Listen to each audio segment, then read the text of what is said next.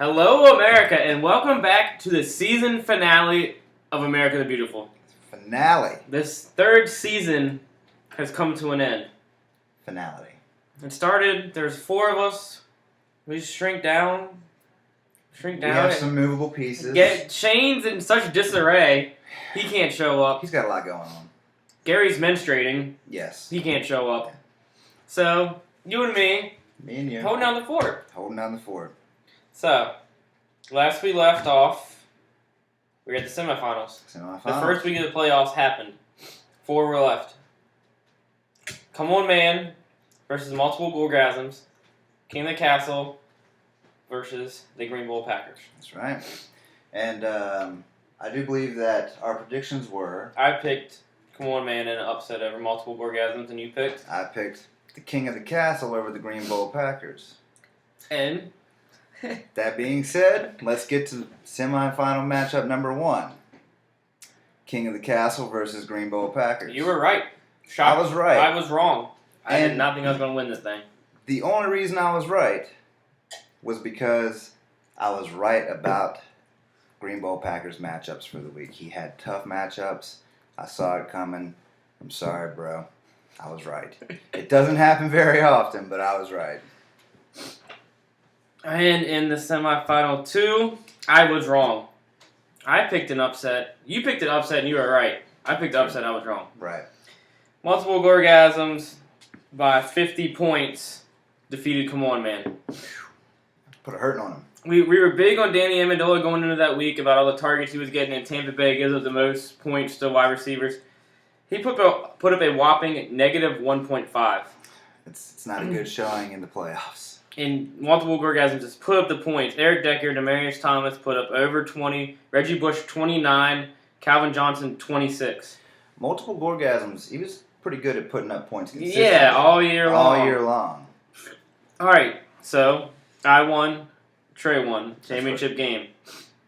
Third place game.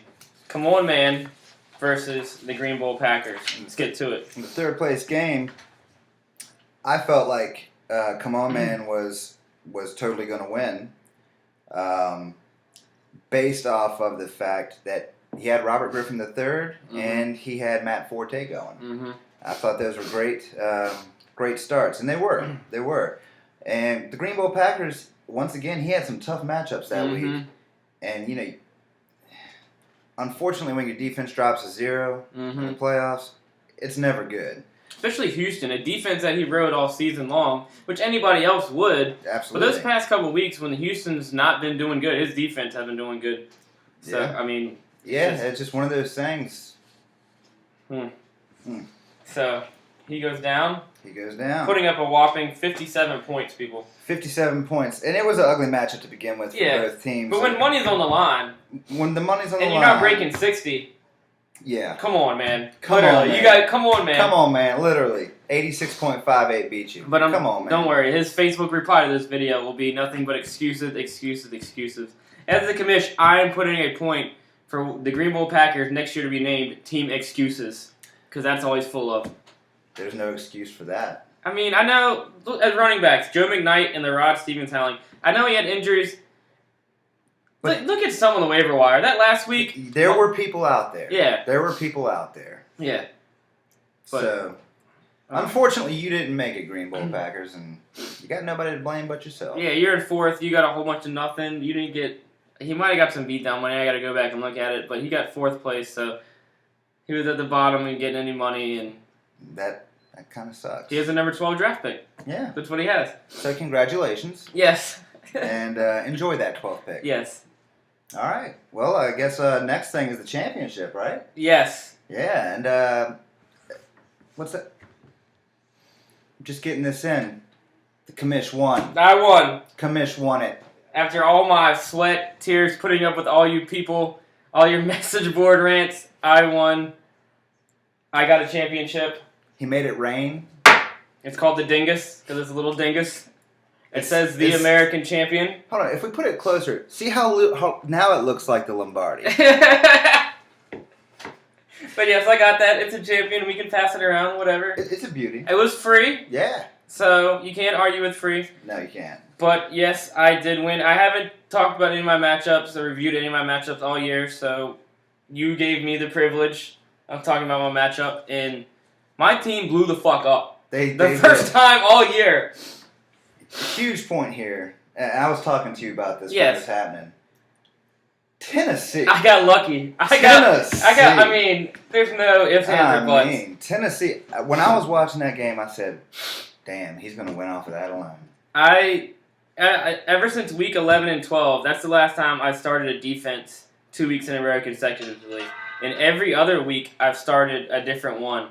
And it came down to it, and I was like, this is the best matchup. And, I mean, you got to play the matchup. Like you've been saying against, like, Wagner. You have to play the matchups, and that was the best available. And like I said, I got lucky. Yeah. Jimmy Graham finally put up some points for me. He broke double digits for the first time in, I'm going to say, like 5 or 6 weeks. Yeah, he's been laying low for a while. Yeah, Jordy Nelson came back from injury, 16. CJ Spiller, 17. Ridley got 2 touchdowns for me. My defensive player, a rookie who I actually drafted then dropped, picked him back up, Luke Kuechly, 13.5. And there's a little something here I wanted to discuss, too. Mm-hmm. There is proof that you can win the title without having that good of a quarterback. I did it all year. Man's got Ryan Fitzpatrick starting that game. Another point you can prove, you can win a championship drafting a tight end in the first round. Yes, you can. Yes, you can. I read a lot of articles going into this season saying, can it happen? It did. It did. So he's living proof. So Trey put up 132 points. I mean, it was... Which is very commendable. Yeah, it was tough. I mean... Which, in most weeks, is a winning score. I was just hiding during that Denver game because, of course, Decker and Demaryius Thomas put up 20 each. Exactly. So, I mean, it's just hard. I mean, he did a good job drafting them, too. A lot of us were giving him shit at the draft, saying, oh, you got both your wide receivers, like... On the same sorry team. about your bye week, but, I mean, it's 1 week. He wrote it. And he did. And it was a smart move, actually. Yeah, I mean, Decker was his keeper. And Decker's going to be his keeper again, counting as a 13th rounder. Exactly. So...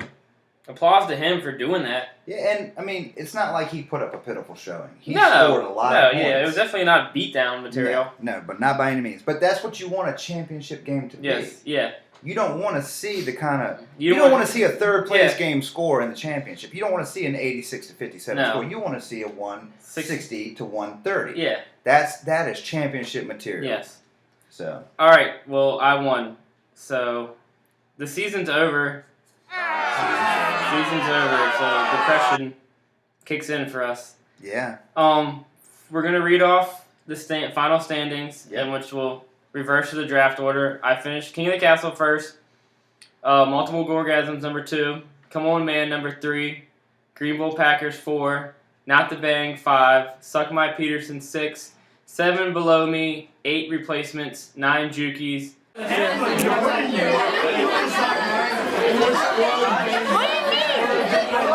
Are you going to make the playoffs or not? Yes. I'm hoping. But no, Giants. All I have to say is it hasn't been that bad of a year because I may make it to the playoffs. 10 Bills 12. 11 haters gonna hate. What happened this year? Well, tell you the truth, my season at Team America this year, you know what? It's my second year in the American Championship. You know what? Has really progressed this season. I'm 2 years deep, and I'm beating team players right now. So, fuck you and your fantasy football league. I will take over next year and be Little Team America. So, come get some, bitch. Out. 12, the Rumpelstiltskin. My team, I mean, my strategy the whole season has been to get people as overconfident as possible. And as soon as they think... Show me how tennis! That's an accurate description of what my season has been like. After roaring out to a 4-0 start, I decided that there's people lesser than me in this league that needed the victories more than myself. So I succinctly lined up my team in a fashion that I was never going to win another game. And I've managed to go 0-9 since. It's actually an incredible accomplishment. 13, the one-man Wolfpack. I've lost so many games and I've scored 100 points every week. Ah, it's so sad. That's a faithful representation of myself. I'm just kidding. I want to take that back. I love this guy. I have scored. He's not a bad schedule? He's had a bad rap. It's been bad. It's been bad. But you know what? America the Beautiful Lives on. lives on. I will be back next year, and I will fuck your shit up. I will fuck your shit up like you won't believe. Like that. Just like that. 14, it's my Vic in a box. 15, Johnny Cashews. And like we've been saying, in last place, blame it on the hen. Hey, fuck you, guy. Taking it's over. He's gonna catch shit until next July, August. But he does have the #1 pick. Yep. And like we said before, the way we do our league is you get to keep one person for 3 years. Those 3 years have come up for a lot of people. For a lot of people. So we got Shady, Ray Rice, Arian Foster, Breeze, Brady, Rogers. Is there one more? I think those are the major ones. I think you're right. I think those are the major ones. I think that's it. Did you say Ray Rice? Yeah. Yeah. Yeah, I So, think that's pretty much the gist of it. But if you finished in the bottom half this year, you have a really good shot at getting some of these elite players. Mm-hmm. You know, people that you wouldn't be taking a stretch on, they are worthy of going in that spot. Yes. So it'll be good for you, even though the season sucked for you ending. I'm one of these people. Yeah. You're going to have one of those 6 I'm going to have one of those 6 people, and so can you. And that's why you should draft accordingly. Draft smart. Yes. I mean, you got the first round keepers. I mean, there's speculation. The way we did keepers this year, you can only keep one going in. I mean, you kind of speculate who's going to keep who. Like I said, multiple orgasms is probably going to keep Decker. I'm leaning toward keeping Spiller. He was my 6th round pick. He'll count as my 5th. I mean, you go. I mean, I'm sure Adam's going to keep RG3, his 7th, 8th round pick. I mean, it is what it is. Tony's probably going to keep Gronk as their 6th round pick. I mean, Peterson will be coming available. Peterson was just drafted. Was he just drafted? Yes, he was the 1st round pick of the replacements. Ah, wow. 1st round pick and 2nd round pick was Peyton Manning. Okay. So good draft in their replacements. So we're open to doing stuff during the offseason. We like to do stuff during the offseason. The NFL season's changing. There's a new coach in Kansas City as of today, Mr. Andy Reid. Oh, thank you. It didn't take long, and it shouldn't have taken long. This is a great fit. We were just talking about this. You saw what he could do with LaShawn McCoy with all the shovel passes and the screens and the bubble screens, getting everybody out there. Kansas City is a quarterback away from being a good team.